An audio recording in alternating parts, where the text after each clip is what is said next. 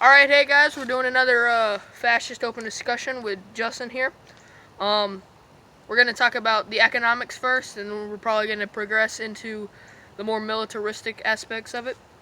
Alright, what do you think is the most fitting for a fascist country if it were to use its economics powers mostly? Well, it depends on the country mostly, because you see in Italy and Germany they had different economic systems because they were different countries with different values. So they had to use different modes of economic production to really capture the German or Italian spirit. So Okay, if a South African country, like, not really the Congo, but anything south of the Congo, right? If it were to become a fascist country, what economic system do you think it should use? I don't know enough about Africa or even South Africa to say for sure, but one thing I would say is that it would be more leaning towards the tribalistic kind of old systems that the African tribes typically used for themselves when they were in economic development and before they were colonized by the Europeans. Okay, I can see how that would work out. If I'll give a more specific example.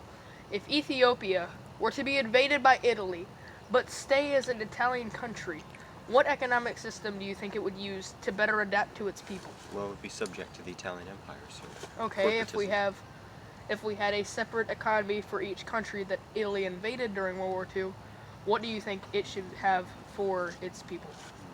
Ethiopia, you said? Yeah, Ethiopia.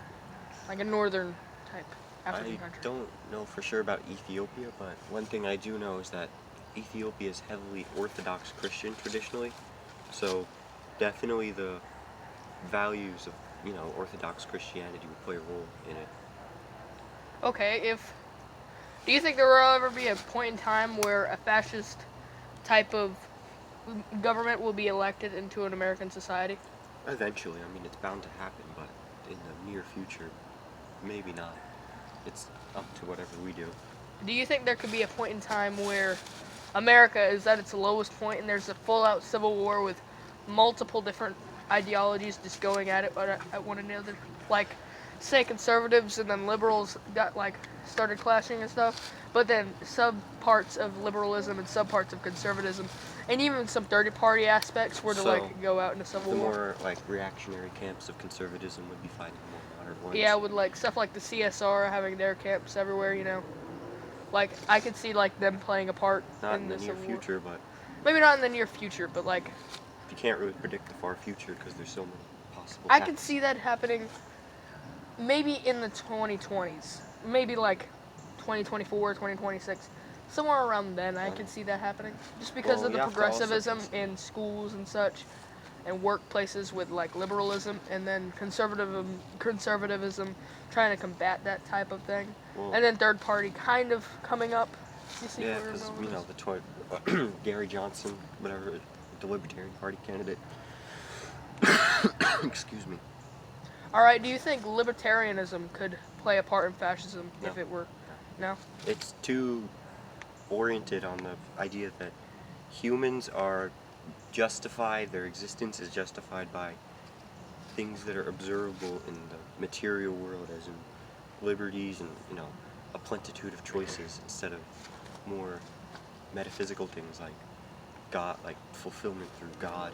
How do you think anti-materialism will fully adapt to our society? Do you think it will ever truly adapt to an American society, or do you think our kind of fat pig-like aspects of just having consumerism as junk food, all these cars, just those toys that you really want, do you ever think we'll be able to combat that and become a more fascist society? Yes, politics or culture is downstream from politics. So in the American Revolution, culture was more valued towards libertarianism and generally just republicanism, while back in the day of the New England colonies it was more oriented towards Christian theo-democracy, I guess. Based on a fascist viewpoint, what do you think World War III will look like in the near future? In the near future?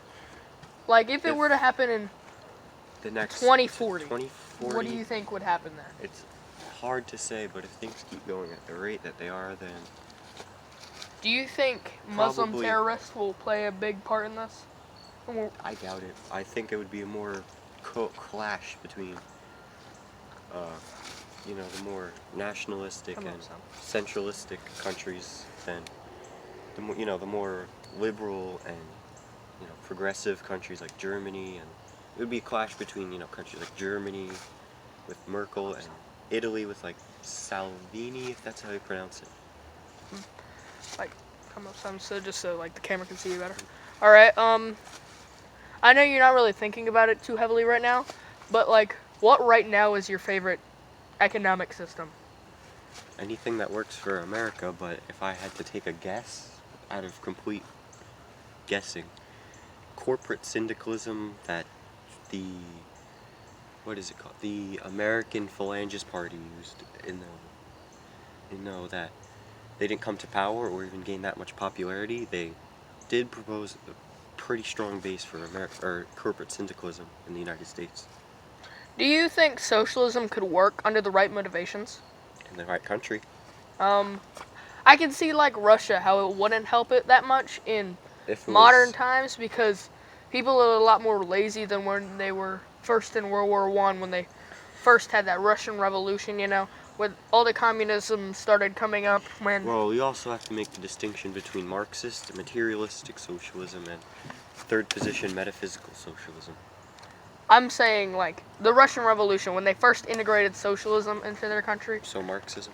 Yeah, No. like I mean it kind of worked out in the beginning just because they were all ramped up like this is a new type of economy, Well, like we should use it more. Do you think? everything works if you put the right forces on it, but the thing is that do you want it to work? Because I forgot who observed it, but someone observed in the community or in politics there's two diametrically opposed communities where there's liberalism and most of the things that shoot off of it to the right, like fascism, reactionaryism, and monarchism. Well, I guess they're the same thing, but Do you think they're there's any more. anarcho type systems that would work? No, No, you don't the think that? state is just part of humanity. You can't get rid of it. Its hierarchy is part of humanity.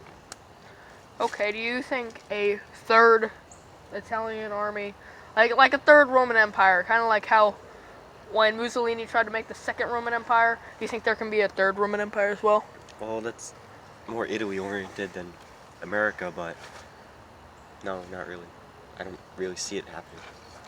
Do you think people would be motivated enough to join something such as like that in like a place like Virginia where there's not a lot of people, like where they could build up their land size?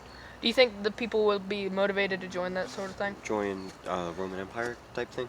Yeah, like sort of like A revival of the Roman Empire type thing? yeah, like kind of like kind of something that's like they make their own miniature country about the size of about like 25 square miles, right? Like, and they just have that stretched across Virginia, right? Mm-hmm. Do you think that could spread and maybe become an invasive force in America? Well, if it was a militia, then it depends on the strength of the federal government. Okay, say the federal government didn't really bother them that much in the beginning until they started having around near 1 million militia soldiers. That's always a mistake. They try to crush the dissidents before they get power. So, yeah, after you let the dissidents start gaining traction, you lost already. All right, if yeah, I mean I could see them losing already, but like if they went to nearby towns like Charleston, Richmond, No, places the like militia that. would win if the federal government let them.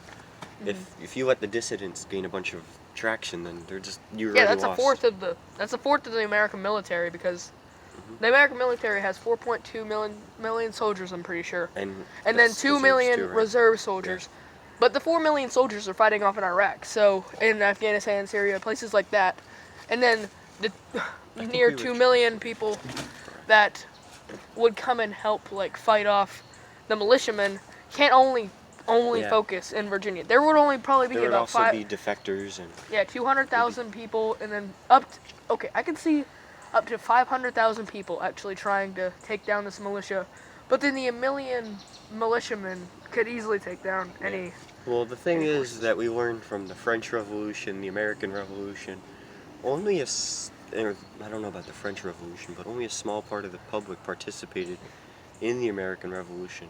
But they lost because there wasn't enough people willing to fight for Britain. So I you could see. realize that once you let dissidents gain power, and you don't crush them as soon as you see them, then you've lost already. I could see the three percenters teaming up with something like the the like revival of a third Roman Empire, sort of happening up in Virginia, a place that, a lot of people like the 30%ers are kind of in Virginia. Like Yeah, how they're it's like a more mountainous oriented area. there. They have a lot of places like they can shoot a lot.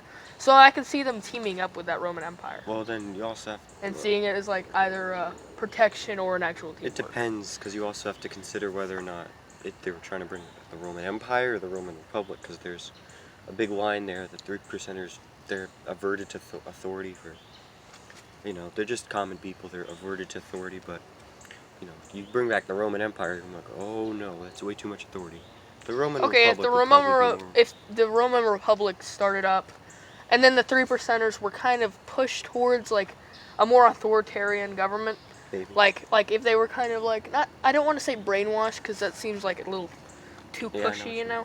But then like Yeah, I know what you mean, like convinced. yeah, convinced. Like if we kind of like built a church and then maybe. put up all the people in the church and then had speeches about it, and then try to like kind of convince them towards that. Do you think a lot of three percenters would kind of like help out if we Maybe. converted to a Roman Empire? Yeah, maybe. Do you think a Roman Empire would work In a America? society? Yeah, like No. No, you don't think like. Not. Do you think it's a good idea? Is what I'm saying. Models from the Roman Empire would be good, but the Roman Empire as a political structure wouldn't work. Likely not even in Italy. If something like the Viet Cong, kind of not like, I'm saying like a Viet Cong type version of the Roman Empire, if they kind of like got to know the land of Virginia and they had like a massive amount of owned land, and then they started invading places like Richmond, Virginia, and like Charleston, West Virginia, like, what if they kind of like started heading towards West Virginia where there's not a lot of people, and the people that do live there have small amounts of land, and the rest of it's mainly owned by the government? I think if enough people donated money to that cause, then we could have there could be like a massive empire just because people buy so much land. It's possible. And if a lot of people donate to woodwork, or if the people are taught to use woodwork from actual natural trees, then I think we could actually build like some type of fascist Roman Republic empire type thing in Virginia. I think that's like possible, but then you'd also a good have to take out a lot of parts of the Roman Empire that were circumstantial.